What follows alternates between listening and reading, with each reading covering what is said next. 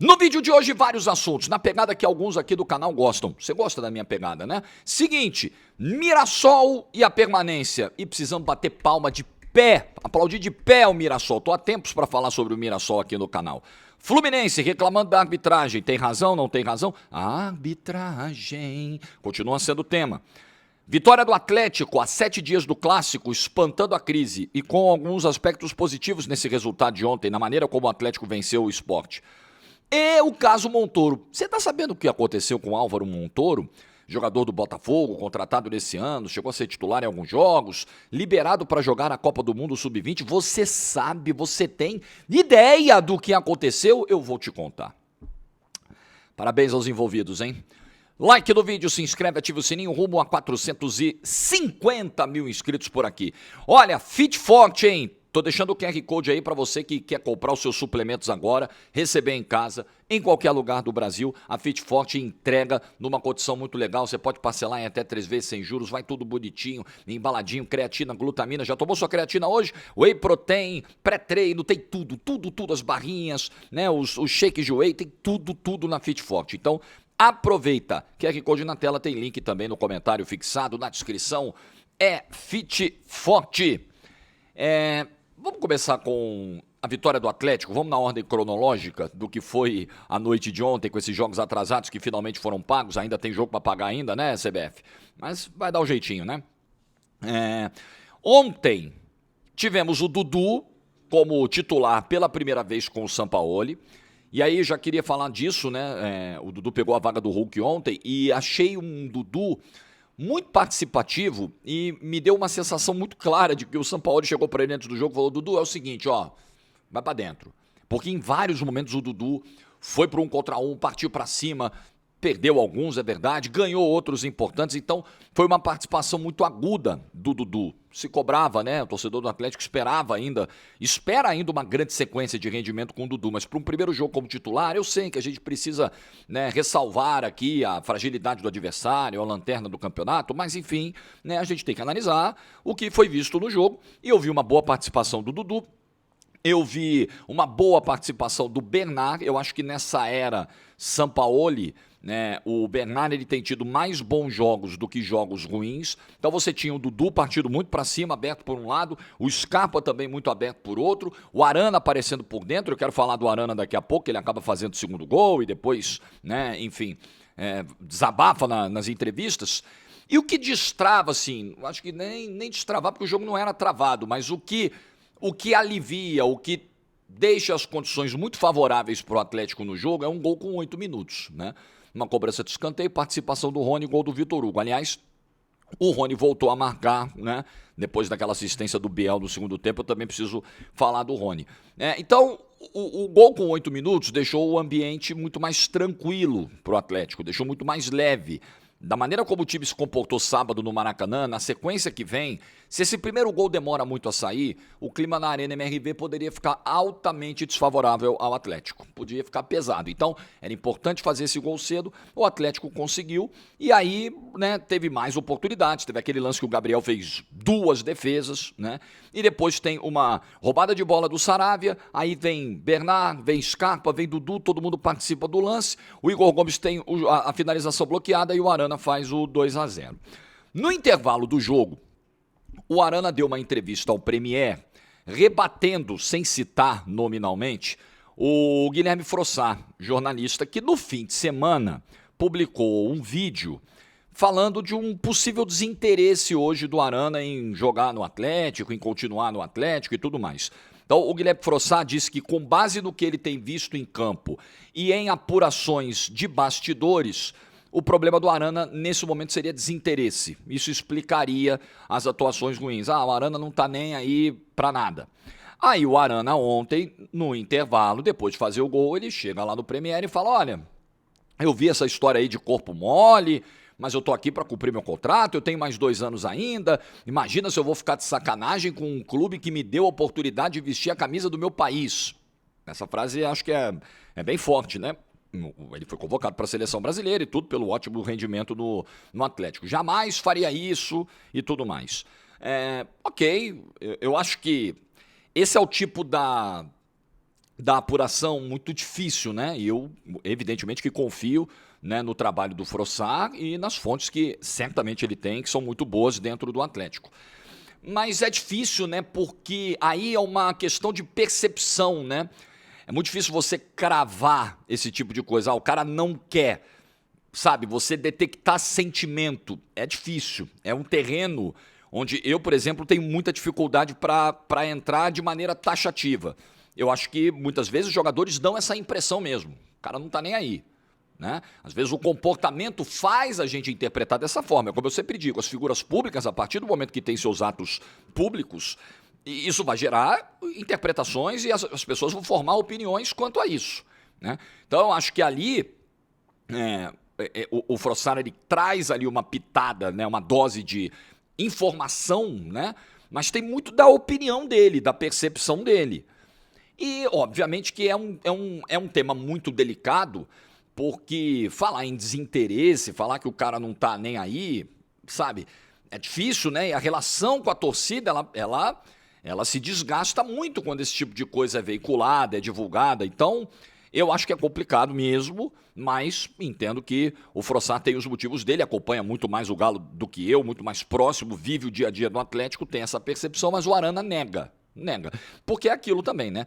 Nem sempre uma fase ruim de um jogador significa que o camarada tá fazendo corpo mole. Às vezes é uma questão técnica, né? Que tá batendo o cara. Às vezes o cara tá com um problema pessoal. Pode ser uma série de coisas. Então, é um terreno difícil, né? Bom, aí no segundo tempo, né, seguindo aqui com a análise do jogo, o Sport tenta sair um pouquinho mais, né, pô, perdendo por 2-0, né, vão para cima, né, nem mexeu na volta do intervalo, mas voltou com uma postura um pouquinho mais agressiva, teve umas duas chegadas que a defesa do Atlético conseguiu bloquear, aí depois entrou o Natanael pela direita para dar uma reforçadinha ali do lado direito da marcação, e o Biel entrou bem no ataque e inclusive participou da jogada do terceiro gol na bola do Everson, na bola longa. E aí o Biel tinha tudo para fazer o gol e contabilizar uma assistência pro Everson, né? Isso é incrível.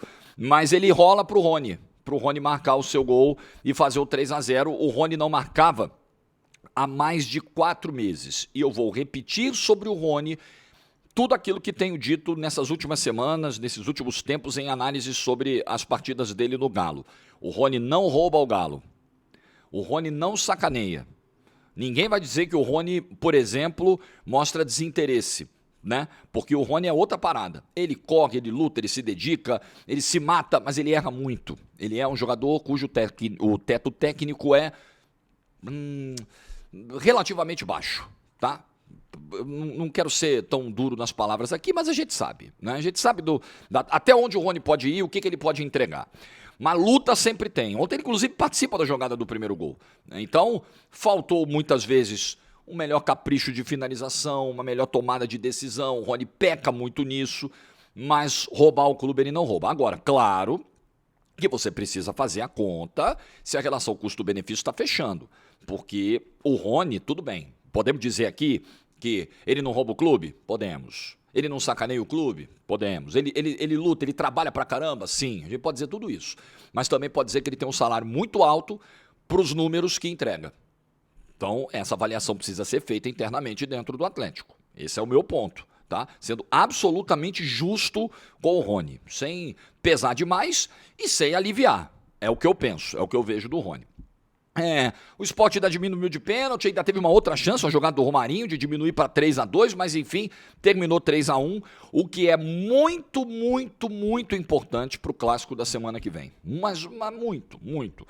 Muito importante, evidentemente, também em termos de tabela do Campeonato Brasileiro, para o Galo dar uma respirada nessa briga contra o rebaixamento e pagando esse jogo aí a menos. O Atlético foi a 32 pontos, ele ainda tem jogo para pagar, né? Ainda tem jogo adiado que não foi pago, mas ele vai a 32 pontos e abre 7 nesse momento do Vitória, que tem um jogo a mais do que ele e é o primeiro time da zona de rebaixamento. Então, você respira e deixa um ambiente um pouco melhor para o jogo contra o Cruzeiro. E aí eu entendo, e vocês sabem o que eu penso aqui sobre torcedor tem direito de vaiar, tem direito de criticar, tem direito de protestar, tem direito de não ir ao estádio.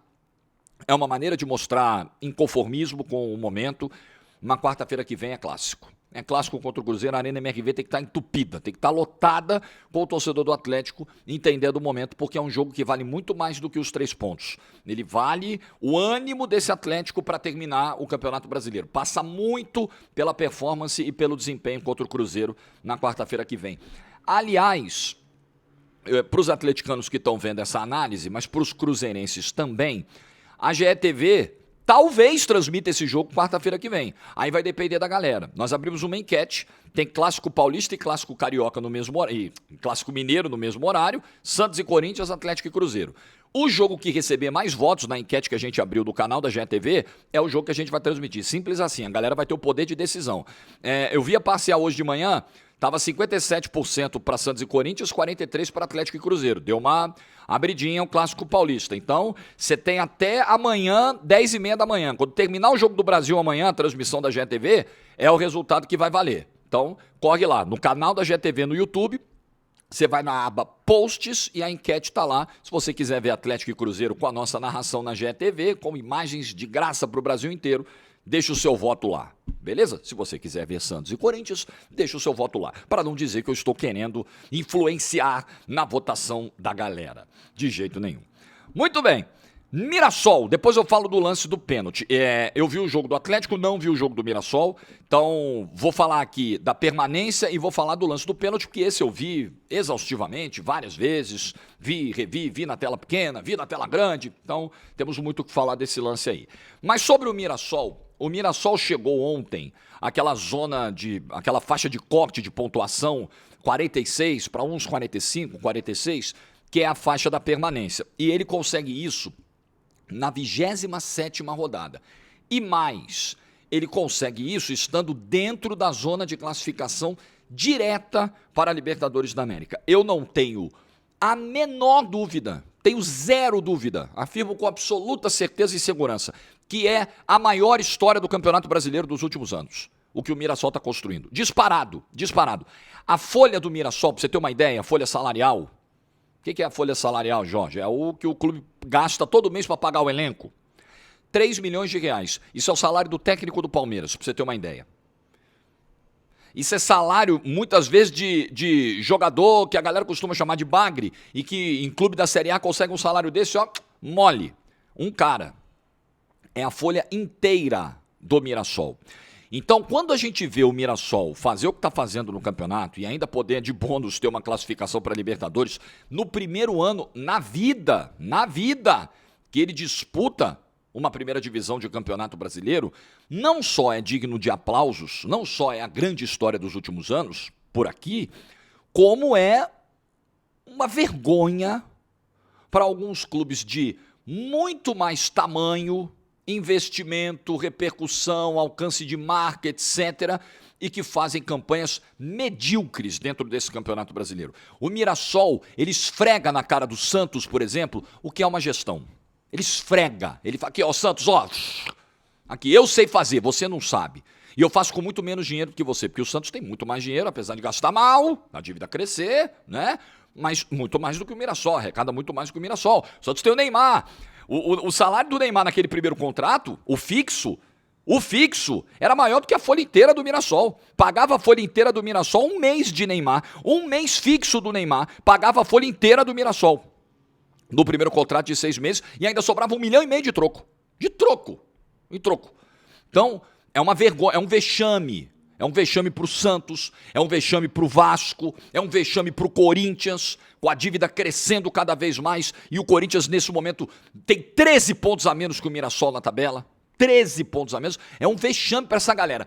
E é algo que pode abrir uma nova linha de raciocínio, de pensamento sobre a questão da finança, do investimento, da disparidade, porque vamos lá, claro que existe uma disparidade grande, em alguns casos, né? A gente está vendo uma discussão aí, e eu entendo que o grandão, que gera mais audiência, que faz a roda girar, tem que ganhar mais. Eu não tenho esse discurso 100% igualitário. Não. Inclusive, acho que já foi muito maior essa disparidade, agora com os novos critérios, você tem o bolo fixo, o bolo da audiência, o bolo disso, daquilo, a coisa, né?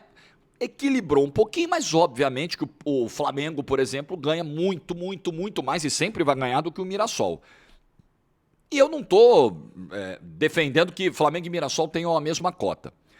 Agora, o que me chama a atenção é que o Mirassol é um exemplo de que, ok, mesmo tendo uma receita muito menor, uma marca que gera muito menos audiência, muito menos repercussão, uma cidade que não tem nem 100 mil habitantes, mesmo assim, o Mirassol consegue fazer um trabalho digno e extremamente competitivo, com muito menos dinheiro que todo mundo.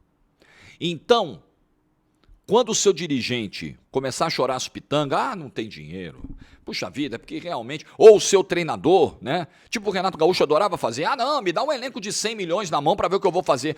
Olha o elenco que o Rafael Guanais tem na mão e olha o que ele faz. E aí quando o Renato teve o tal elenco de 100 milhões na mão, ele não fez nada, né? Ele não foi campeão da Libertadores. Ele não fez um trabalho horroroso do Flamengo, para ser justo, mas ele não conseguiu o principal objetivo, né? E do jeito que ele falava, parecia que, porra, bota ele lá e entrega as taças. É tudo nosso. E não é assim. Futebol não é assim. O Mirassol precisa ser tratado, então, como regra, Jorge? É isso que você está dizendo? Não, não. Não é fácil fazer o que o Mirassol fez. É exceção, tá? É exceção. Mas o que eu quero dizer é o seguinte, é a prova de que, mesmo com muita dificuldade, você pode fazer uma campanha digna se tiver seriedade, austeridade, se for responsável dos gastos. É possível, é possível. Eu sei que também tem um fator pressão que no Mirassol é diferente, mas, por exemplo, o Guanais ontem, o técnico do Mirassol na coletiva, ele estava falando, porra, recentemente aí, o Mirassol teve uma sequência de resultados ruins, né? O Mirassol vinha de 3 jogos sem ganhar. Ele empata com... Ele perde pro Atlético Mineiro e o Atlético com 1 a menos na Arena MRV. Ele empata com o Red Bull Bragantino dentro de casa e toma 3 do Corinthians. E aí começou uma pressão, uma cobrança, enfim... Óbvio que muito menor do que em qualquer clube de massa. Muito menor do que num Corinthians, num Palmeiras, num São Paulo, num Santos. Muito menor. Mas uma cobrança que incomodou, tanto que o Rafael Guanais falou, pô, vocês estavam cobrando aí recentemente, nesses últimos jogos, como se a gente fosse o Flamengo, e a nossa campanha é muito boa. Então, existe pressão. Hoje, claro que não é a mesma pressão, mas hoje, até mesmo num clube desse tamanho, a pressão é enorme, porque tem o bichinho da rede social, a rede social está aí o tempo todo, e a rede social, muitas vezes, passa uma noção de amplificação de uma crise ou de um mau momento, de uma crítica que você olha e fala, caramba, tá gigante, às vezes é 10 vezes menor do que está aparecendo na rede social.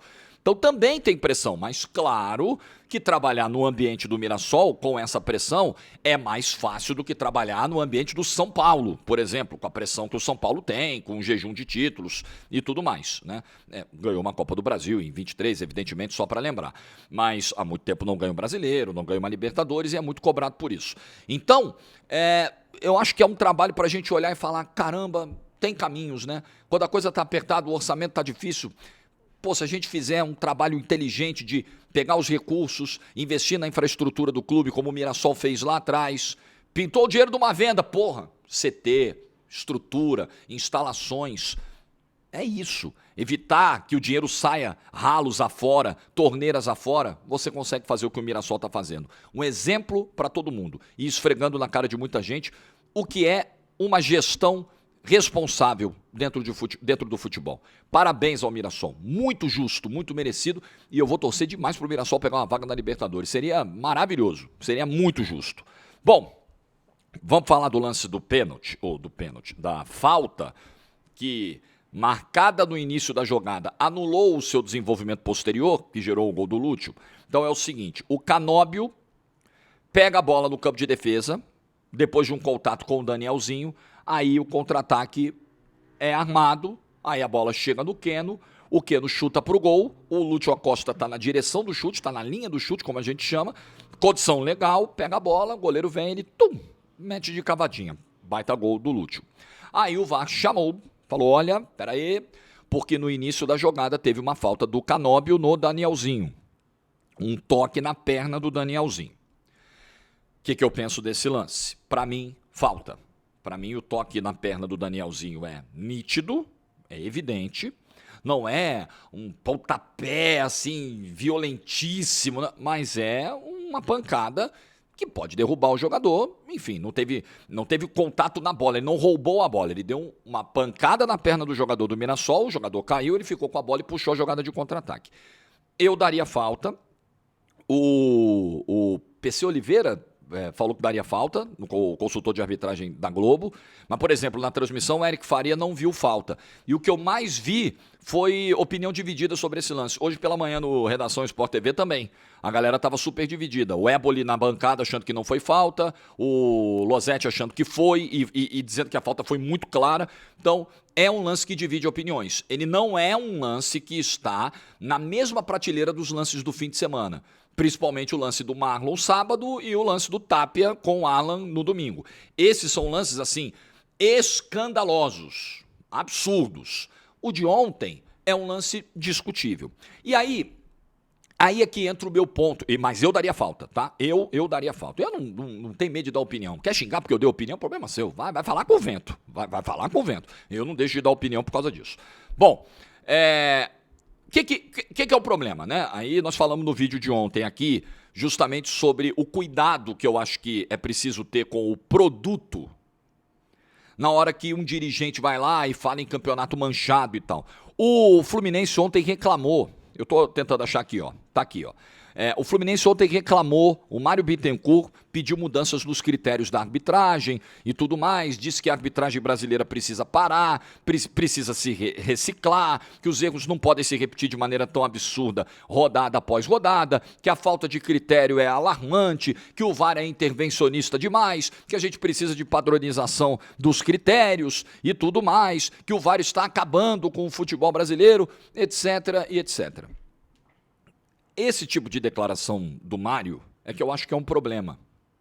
O problema maior, entenda, é a arbitragem. Eu vou falar pela última vez sobre isso também, porque eu vou parar de me preocupar e desenhar as coisas para as pessoas. Quem entender, entendeu. Quem não entender, porra, dane-se. Não adianta também você ficar... Porque tem gente que finge não entender também. Não é uma questão de censurar, não é uma questão de proibir, por exemplo, que um técnico diga na coletiva, eu discordo da marcação do árbitro. Para mim não foi falta. Tá tudo certo, não tem problema algum. Um treinador, um jogador, falar, pô, não concordo, não fiz falta, fui na bola, etc. Para mim, problema zero. O problema é quando alguém vai e diz, tá tudo uma bagunça, tá tudo uma merda, tem que mudar tudo, esses caras não confiam mais nesses caras, tem esquema. Esse é o tipo da fala que joga contra o produto. Aí é que está o meu ponto. Esse é o tipo da coisa que você tem que lavar essa roupa lá dentro da CBF. Leva a trouxa de roupa suja, joga na mesa do Little Sam, fala, tá aqui, ó, vamos lavar essa porra aqui. Tá errado, tem que mudar, tem que resetar, tem que mudar os critérios, tem que investir, tem que afastar, tem isso, tem aquilo, porra, isso não pode acontecer. Lavou a roupa suja lá dentro. Pra fora... Estamos conversando para melhorar. Concorda com o lance? Não concordo. Por isso vim hoje aqui, mas tivemos uma conversa, tenho certeza que as coisas vão acontecer. Trouxe soluções, eu não vim só com o saco de roupa suja, eu vim trazer as soluções, as sugestões também para o presidente da CBF, para o presidente da comissão de arbitragem. Esse eu acho que é o caminho maduro. Tá? Então não é não reclamar, não é censurar, não é proibir de reclamar, é proibir de jogar suspeita pública sobre a lisura do campeonato. Não é difícil, né? Não é difícil. Então, o Mário aqui, presidente do Fluminense, ele fica nesse limite, né? Porque ele fala, pô, é feio, é vergonhoso. Quando você usa esses termos para falar do seu produto, do produto que põe o dinheiro no seu clube, você está jogando contra o próprio produto. Galera, não é difícil entender. Mas eu sei que tem uma galera, infelizmente, assim, todo mundo está muito revoltado, desencantado com a arbitragem, né? Todos. Mas tem uma galera que interpreta o papel do dirigente como um porta-voz do sentimento do torcedor. O dirigente ele tem que estar lá para reproduzir aquilo que eu penso, para comprar as brigas por mim. Tudo bem, ele tem que estar lá para comprar briga e defender o interesse do clube, mas ele não pode ser porta-voz de torcedor, ele não pode se comportar como torcedor. O torcedor tem a liberdade de falar as merdas que ele quiser, na arquibancada. É roubado, ele chega lá e faz assim. Torcedor, porra, ele pode, o presidente não pode Não pode, porque ele tem uma liturgia de cargo a cumprir, ele tem um papel institucional a cumprir. O torcedor pode falar que foi feio e que foi vergonhoso. O presidente do clube não pode. O presidente do clube pode dizer: discordo da marcação. Discordo e estou indo à CBF para buscar explicações. Ok. Agora, dizer que é feio, que é vergonhoso, que é manchado, que é esquema, que é manipulado, que é isso, que é aquilo, não pode. Não pode. Eu acho, continuo achando e continuarei achando até a morte que esse tipo de coisa tinha que ser proibida e tinha que ser colocada em contrato. Na hora que a liga finalmente sair, um dia, se é que ela vai sair, os clubes todos têm que chegar, olha só, o pacto está firmado aqui. Ninguém publicamente vai dizer que o campeonato está manchado, tem esquema, que é uma bagunça, que só tem vagabundo, que só tem isso, só tem aquilo. Porque isso é jogar contra o próprio produto. Eu, se sou patrocinador e quero botar uma grana no campeonato, eu olho esse troço e falo, tá todo mundo dizendo que o campeonato é cheio de esquema, é uma bagunça, ninguém confia em ninguém, os próprios dirigentes falando isso, eu vou botar meu dinheiro em nada? Esse é o ponto, esse é o meu ponto. Não é não reclamar dos lances. Mas enfim, quem entendeu, entenda, quem não entendeu, tô nem aí. Bom, vou falar aqui da história do Montoro, para terminar. Olha só, presta atenção. O Montoro, Álvaro Montoro, jogador argentino, foi liberado para jogar a Copa do Mundo Sub-20 pela seleção da Argentina. E aí você lembra o Textor falando, na época da liberação do Montoro, porque a galera falou, porra, mas caramba, Textor, o Botafogo brigando por uma vaga na Libertadores do ano que vem, precisa desse final de 2025 para salvar o que será o 2026. O Montoro é um jogador técnico, sabe? Porra, você vai liberar assim na maior, dizer não, é o sonho do jogador e tudo mais, é o sonho do Textor, né, de vender o Montoro. Ou alguém acha que é algo diferente? É o sonho do Textor em fazer negócio. Em que eu me baseio para dizer isso? No próprio histórico do Textor à frente do Botafogo, o histórico de negociações, de vendas de jogadores.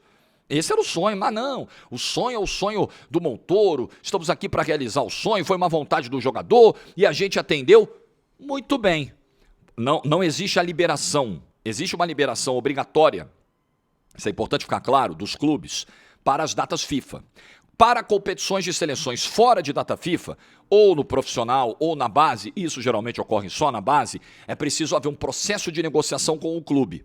Então o clube, se ele quiser, ele firma o pé e fala, não vou liberar, preciso do cara, pô, o cara é titular, o cara é importante aqui, não vou liberar. Mas o Botafogo liberou. O Botafogo liberou o Montoro. Não, o menino precisa realizar o seu sonho, né? O menino precisa atender os desejos, né? Eu preciso atender os desejos do menino, veja bem. Pois bem, Álvaro Montoro sofre fratura na clavícula direita em jogo da Argentina no Sub-20. Foi levado para um hospital ontem no Chile, na vitória contra a Nigéria, pelas oitavas de final da Copa do Mundo Sub-20, e fraturou a clavícula. Foi feita uma bateria de exames e é provável que ele perca o restante da temporada. Muito provavelmente perderá, faltam 12, 13 jogos para acabar o ano do Botafogo. Ele vai perder o restante da temporada. Um jogador que, tecnicamente, é muito importante para esse Botafogo hoje. Parabéns aos envolvidos. Parabéns aos envolvidos. Eu acho inacreditável, eu acho um absurdo sem tamanho. Já falei sobre isso aqui antes de acontecer a lesão do Montoro. Essa história de jogador largar o time, deixar o time em reta final de temporada, ou em reta final, ou reta inicial de temporada, tanto faz, para jogar por seleção de base. Isso deveria ser proibido. Porque hoje, a realidade de 20, 30 anos atrás, talvez fosse outra. Um moleque de 18, de 19 anos demorava para ter espaço no time. Hoje esses moleques são protagonistas. Hoje o Real Madrid vem aqui, pega um moleque com 16 anos e leva embora. E aí com 20, ele é titular, muitas vezes absoluto, importantíssimo, às vezes é até artilheiro do time, é líder de assistência. Não, tira esse cara, cujo time já foi montado ao redor dele em alguns casos, né? Não necessariamente o caso do Montoro, mas vale para qualquer um. Porque em outubro ele tem que jogar, setembro, outubro ele tem que jogar o Mundial Sub-20, o Mundial Sub-20 que vai pra PQP, porra. Desculpa. Com o Brasileiro rolando, com o Libertadores rolando, com Copa do Brasil rolando, Mundial Sub-20, foda-se o Mundial Sub-20, desculpa. O cara é pago pelo clube, o cara recebe o salário do clube. Não, libera. Libera, não, deixa o menino ir lá realizar o sonho. Pois é, voltou com a clavícula fraturada. É o tipo do risco que não se deveria correr jamais. Jamais.